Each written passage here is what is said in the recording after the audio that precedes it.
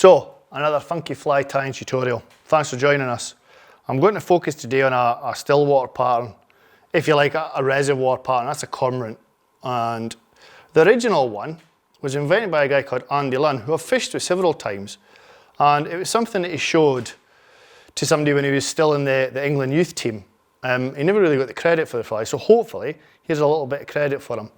This is my version. It's called a Blackbird cormorant, and I find great success with this all year through, from suncline work to fishing near the surface later on in the year. So let's go ahead and tie it. To start with, I'm going to put like a standard wet fly hook, which is quite long in the shank, in the vise, size 10. Now you can use whatever hook you like, but I prefer barbless.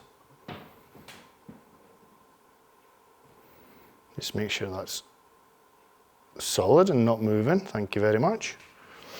A little bit of black tying thread. This is a thin tying thread rather than a thick stuff, because most of my work is going to be done at the head area. Come in with my scissors, and we've got this stuff, pearl mylar. I love it. It's a great addition to most flies. But what I do with this is I catch it in at the top. So I'll catch it in my side, just a couple of thread wraps, and then I'll come in with my varnish here, and I'll put a little bit down the hook shank. And what I'm going to do is I put that down the hook shank, it'll spread that varnish so that every time I wrap, it'll get a covering. You can see it working there. Working down the hook shank to a point a little bit past the barb, the point of the hook, barbless hook obviously. But yeah, just beyond the point there. You see I've got a little drop of varnish there, and that varnish has worked all the way down and all the way back up. So what it's done is it's adhered the mylar to the hook shank. Just come in with your fingers and dab that off. So you've got the perfect mylar hook shank there. And now what we need is, and I did have it to hand, it's a little bit of marabou with this one. And we're just going to take, I'll take some away for the base of that actually, a little bit longer fibres. Now don't be tempted to put loads of this stuff on.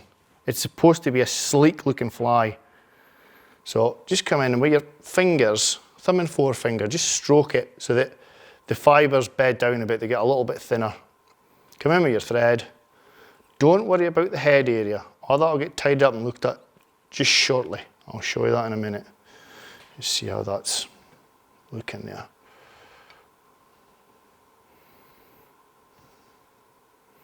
Perfect.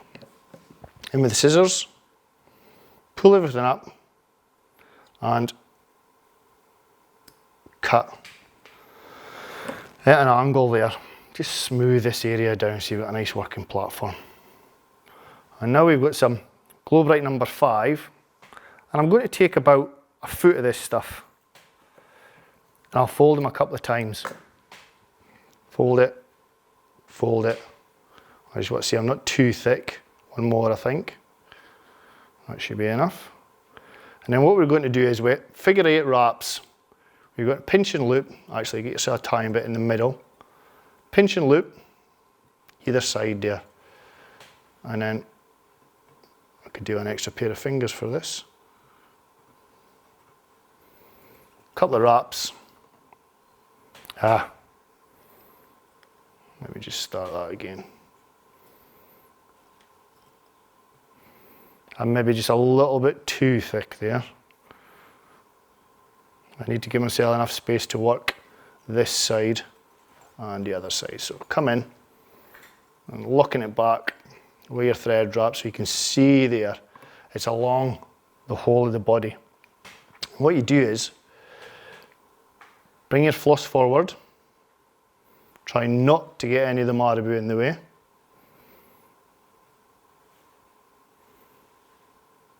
There If I can just get that working, thank you. So, pull everything forward, and at the eye of the hook, snip it off. That's give you enough of a trigger point, and you just push the fibres back a little bit. Cover your orange, floss, again try and keep things smooth if you can't, and then pinch with your thumb and forefinger to your desired hook length, or wing length, sorry. And then I've got this is a Solderini dubbin, number 51, it's jet black. I'm going to pull some fibres off. Now what I do in the first place is I do a small dubbin rope, thin, very thin, very, very thin. A couple of wraps here.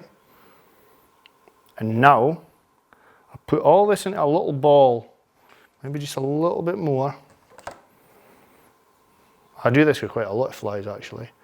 I create a little ball here and come in with some pinch and loops. Pinch it and loop it, a couple of turns, and then stroke all those fibres back so you've got that little bump at the head.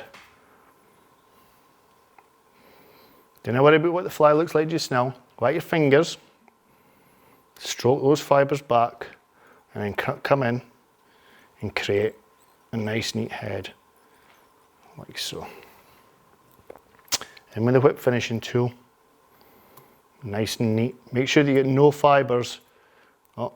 Make sure that you're getting no fibres trapped at your whip finishing point. You want to keep it as neat and as tidy as possible.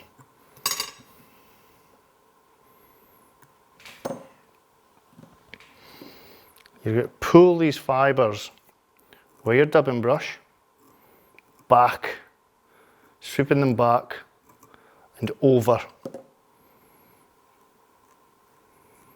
the wing of the fly. Any of the bits that are a bit long or straggly, just come in with your snips, trim everything down. But you've got that little bulbous head, pushes a little bit of water, and you've got that whole series of fibres stroked back over the fly. So you're just, I don't know what you can see on that side of the camera. Let me just see if you can see the cheeks there. Yeah, you see the cheeks, you see the head, you see the profile. Spot on. All we're going to do now is come in with a little bit of varnish right at the head area.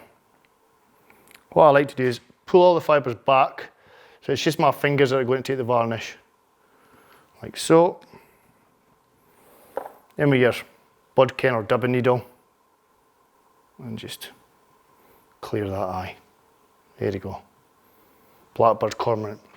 A devastating flying, still waters, large and small. Give it a try in the washing line. I'm hoping it won't disappoint. Good luck.